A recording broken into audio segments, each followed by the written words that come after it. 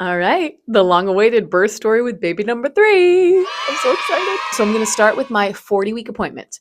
I went in and I was 2 centimeters dilated, 60% effaced, I think. And that didn't really shock me much because I tend to like passively dilate like for like a month up until I give birth.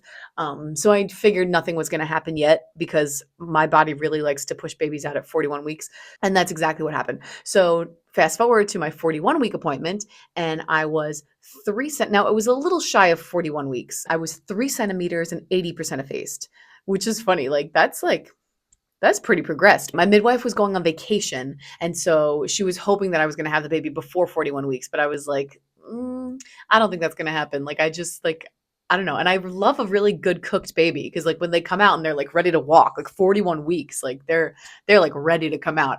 So I figured that I was going to end up not having her as my midwife because she was going to be on vacation, which I mentally prepared for that. So October 4th, one day shy of 41 weeks, I in the morning I started doing the breast pump because I found that worked really well for my son. It started getting contractions going. You do it on one side at a time for 15 minutes and then you switch 15, and then I really didn't feel anything. Maybe like very slight contractions but nothing that lasted. That was in the morning, and then around 12 o'clock was when I had my first contraction that I could notice, but it was still very mild. And at that point, they started coming like 15 minutes apart. In hindsight, I realized that, but like when you're in it, 15 minutes apart contractions, it feels like forever. Like to have only 4 contractions in the period of an hour, it doesn't even feel like labor to me. I guess because my other 2 labors were so fast and furious, like immediately from the time my water broke, it was just like chaos. And with this, I was like, what's going on? And they were so mild that I'm like, it was very weird. So I was hoping that I was going to be able to let my parents pick the kids up from school and like but nothing was progressing, so I was like, all right, well, I'll go get the kids. And by that point I was like, oh, okay, I was realizing like they've been 15 minutes apart. So a little before I picked the kids up around 2:30, I called my midwife, and I just to let her know what was happening. Even though everything was mild, I was still like, let me just fill you in because things get start moving fast real quick for me. Um, so I just wanted to give her a heads up. And she said, cool, call me back when they're 7 minutes apart, and then you can come in. Um, Spoiler alert, that never actually happened. They never got to be 7 minutes apart, which is crazy. Okay, so my parents came to pick up the kids, and the contractions slowed down a lot. Um, and then I took a shower. I was trying to just like relax because I knew that once things start happening, it's going to take a lot of my energy. And I'm like, I don't want to be walking around and I knew that things would probably happen that night. So I'm like, let me just rest as much as I can. So I did that. Um, I took a nap. It was probably around 8 o'clock. Yeah, 8 o'clock. I tried to take a nap. I slept till only like 9, and I was just very uncomfortable. So I got up and sat on the ball in the living room, and I was texting my midwife to ask her if I should come in or go to sleep. And she told me to take a Tylenol PM and try to sleep. And as soon as I saw that text, I was like, ooh, that doesn't feel right. Because like I said, I know that once things start, it can get crazy fast. And like I don't want to be drowsy if, things progress. Like I just didn't want to deal with that. So I texted her back and said, okay, I'm gonna just try to not take anything and just try to sleep. And as soon as I hit send, I had one big scary contraction. And if you've ever had a baby before, you know what I mean. Like a big one where you're like, oh, I'm like within an hour away of like possibly pushing a baby out. Like it was that big. So that scared the crap out of me. And I immediately called her back. And I woke up my husband and I called her back and was like, they still weren't even 10 minutes apart. They were barely 10 minutes apart. And I called her back and was like, I need to come in. Like, I can, even though they're not close together, like, that one like scared me. And so we packed up our stuff and got over to the birth center. And now, mind you, this is a different midwife, actually, one that I've never met before. The girl that I called was the nurse on call who I know, who's lovely. And now it's a new midwife who I've never met. So I called her. I got to talk to her on the phone, and she's like, okay, how are you doing? Like, she was super, super sweet. She was wonderful. She's like my little angel that like I'd never met, just like came in, delivered my baby, and then I've never seen her again since then. It's like so funny. She was just like the sub midwife while my midwife was on vacation. And we met her at the birth center, which it took us like 20 minutes to get there. And still, I had maybe three contractions the whole time. They were coming like still irregular, but like a little faster just because when you start moving around and you're in the car, things, they can, for me, they come a little bit faster, but it was like three-ish contractions. We get there and the midwife isn't there yet because she's not used to coming to that birth center. And so she took a wrong turn. So it took like 40 minutes for her to get there. So we were sitting in the parking lot for a little bit, like in the car. And my daughter came with us. She is 7 and was she 7 at the time? She was 6 still. She was about to turn 7 and she wanted to be there. So I was like, that's cool. So she came and brought her iPad and was like hanging out. And but she was so sweet. Oh my gosh. In the car when I was having contractions, she was like, Mommy, you did this twice. You can do it again. And I was like, oh my God. She's so sweet. I can't even take it. So we get there and they finally let us upstairs. And this, I remember it was the same thing with my son. I was at the same birth center. And as soon as I got out of the car, was like walking to the elevator, it was like walking through molasses, like so hard to get to the elevator up there because I was having contractions as I'm walking. It's so hard to walk when you're like in labor. Oh my gosh. So it took me a second to get upstairs. And then they put me in a room to check me. And I was, what was I, 8 centimeters? 8 centimeters and fully effaced with a lip, a little bit of a lip. I'm like, okay, cool. Um, but it was so funny because the exam rooms and the actual birthing room are kind of like down the hall. It's not that far, but I remember like being in the exam room, walking out to go walk down the hall, and like it was reminded me of like a cartoon where like I looked down the hall and it got like longer. Like just I'm like, how am I gonna walk? I can't walk that far. It was like ridiculous. It was like every step I took, I feel like I was having a contraction. So it was funny. The nurse's station was right across from that room. So my husband grabbed like an office rolly chair and I sat down and he rolled me over to the birth room. It was funny. So that was that. My water never broke because with my other two, if you watch my previous birth videos, my water broke and that was the start of everything. So that's what threw me, was that these contractions are 10 minutes apart. My water hasn't broken. So I'm like, is this going to take a while? Like, what's going on? So at this point, oh, I didn't tell you. When I called the midwife initially, it was 9:45. That's when I was telling her that I'm coming. And we got there. By the time I got up to the room and got into the birth room, it was like 10:45, I believe. She told me, all right, go pee. So I sat on the toilet to pee. That's super freaking uncomfortable to have a contraction on the toilet. I would not recommend.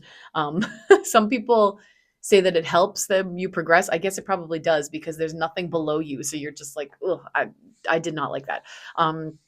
So then I sat on the ball with my arms up on the bed for a while. And it was almost having the contractions that spread apart was almost worse for me because now in that time in between each contraction, you're thinking about how intense the last one was and how much you're dreading the next one. When with my other two, they were coming so quickly that I didn't even have time to think about it. So that was, I don't know. I was kind of hoping for like a longer labor to where it wasn't so chaotic as my other two, but I don't know if I prefer that because I'd almost rather just get it over with. I only remember this time I looked up at the clock and it was 12:05 in the morning. And so I was like, oh, she's going to be born on October 5th. And so that's how I knew like what time it was. I just specifically remember looking at the clock. And at that point, within the next few minutes, I had a contraction that like it it happened and then the next one was like 10 minutes later, but it never really let up in between. It was still kind of tight for that whole like 10 minutes. And I remember just asking my midwife, I'm like, can I be done? I just want to be done. She's like, do you feel like you need to push? I was like, I don't know. Like, I never have like a strong urge to want to push, but I'm like, in my head, I want to because I just want to like push against it. Cause to me, pushing is so much easier to push against the contraction. And she's like, well, get up on the bed. Let's try.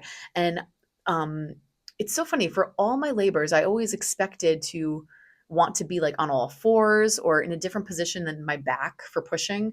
And it just, that's the way that I have the most force to be able to like feel like I'm like doing something productive to push out the baby on my back. And this time I did it sort of on my back, but like my side kind of. Because with my son that didn't work. But with Lainey, my daughter, my second daughter, it it was better to be kind of like on my side, but still sort of on my back, which I was surprised at. But I didn't tear at all, which was fantastic. And so now it was like 12:15. I'm wanting to push. And this was when my water broke. Finally, when I started pushing, oh my God. She said that it didn't get all over, but like when it happened, it was like a huge balloon popping and I felt like I sprayed the entire room. It was like crazy. But she's like, no, it was fine. It didn't really get like, because they have like big pads underneath you. She's like, it didn't even get off the bed at all. It was just like on the pads. I was like, okay. She's like, oh, that must have felt like a relief. And I remember like thinking like, oh my God, because usually contractions get worse after your water breaks because there's no cushion. So I was nervous thinking about that, but it was fine. I'm really good at pushing. Like I said in my last video, I push so hard I see stars, and I did one big push like that, and I was like, okay, we're gonna chill out with that because I tend to like all the capillaries in my face and neck pop when I push that hard. So I'm like, okay, let's chill out because we don't need to do that. And but I am still really good at pushing, I guess, because when you don't have an epidural, you can really feel where the head is and everything and how to like effectively push. And I don't know, I guess I must have a long cervix because it took me a minute to push out both my son and my second daughter. Um, so it was probably like maybe a half hour of pushing. Not long. I mean, some people push for hours and hours. It was like, but I expected with how effaced I was and how dilated that I would be like pushing them right out. But so it took like a half hour to push her out. And it's funny, she was 9 pounds, 4.5 ounces, and like a 14 centimeter head, which is crazy. But like as far as like the ring of fire, I didn't feel that bad with her. It was more with my son, and he was my smallest baby. They were all kind of the same ish size, around eight. Like the two, my first two were like 8 pounds, but this one, I didn't feel that ring of fire that bad. I think I just knew that she was that close, and I was just ready to get her out. And something in my mind, just like, I don't know, I was able to just push through it, and it wasn't that bad.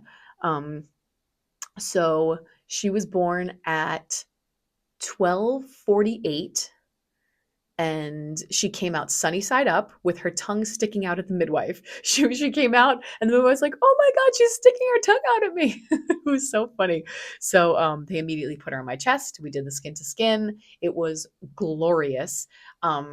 With my son, I didn't have like complications, but like, so with my first daughter, I tore, so they were stitching me, and that was painful. With my son, I lost a decent amount of blood, and so I got super lightheaded, and it was like very scary for like 2 hours. But with Lainey, oh my God, it was absolutely incredible. No complications. They did what I asked and gave me a shot of Pitocin in my leg immediately after I had her. That way, my uterus would contract back down quickly and I would lose as little blood as possible because I was nervous about that because that was not fun with my son being super lightheaded. But it was fantastic. And even I spoke about it in my last video, the afterbirth contractions with my son were like very intense. I was not expecting to have like labor like contractions after. And with my daughter, my my third child, it was like non-existent. I thought with each consecutive child, the afterbirth contractions got worse, but apparently not, because with Lainey, it was fine. Like I feel like I barely had contractions too bad after, like a little bit, but it was totally fine. I brought chicken soup with me because you have to bring a meal, like a good protein meal to bring with you before they can let you leave. I had soup. I had her on me for like a good hour, and then my daughter was there. Oh, that was so magical. As soon as she came out, I was like, Leonora, your sister's here. She's like, she ran in, and like, it was so cool. Um, and she got to hold her first. Daddy let her hold the baby before he did. So I held her first, but then Leonora got to hold her baby sister, and she was like crying and so happy. Like Leonora is so emotional and sweet, and she was just absolutely overjoyed to hold her baby sister. And now when you're at the birth center, as long as there's no complications, you can leave in I think 3 hours. And so I had her at 12:48 and I was back in my bed with my baby sleeping next to me at 4:30 in the morning, which is wild. Like I think about that. That night, I took that nap at 8 p.m. till like 9 o'clock. And then I was back in my went to the birth center, had a child, came back home and was back sleeping in my bed with that baby next to me in her bassinet at 4:30 in the morning. Isn't that wild? It was so cool. But yeah, she was my big girl. I was not expecting her to be 9 pounds, 4.5 ounces. Crazy. Oh, she's so freaking cute. But yeah, now she is 10 months old already. Oh my goodness. Can't believe I remembered all that. I mean, like I said, my birth stories are not very long because they're quick. I count that labor not from 12 o'clock when my first contraction started because that was like totally not consistent, didn't feel like labor at all, but like from like the 9:45 time when I had that contraction that actually felt like something and then it was like go time.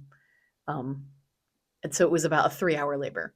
So my first daughter was 4 hours, a 4 hour labor. My son was an hour and a half, and my daughter Lainey was 3 hours. So I have very fast labors. It's crazy. Um, but it was so lovely to, after the birth, to just enjoy her. And I almost wanted to stay there longer, like just lay there in the bed and just like lay there until like the morning. But like we came there in the dark and then we left in the dark. um, yeah, yeah, it was great. And I just recovered so quickly because I didn't tear at all.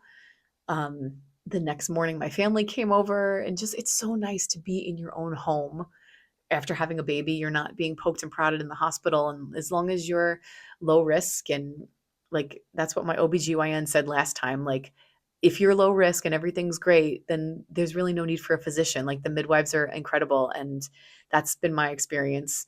So, yeah, another amazing birth and yeah, Lainey girl is 10 months old now. I can't believe it. If you enjoyed this, please follow. And if you haven't watched my other two birth videos, go watch those. And please subscribe for mom tips, law of attraction, mindfulness, and all that good stuff.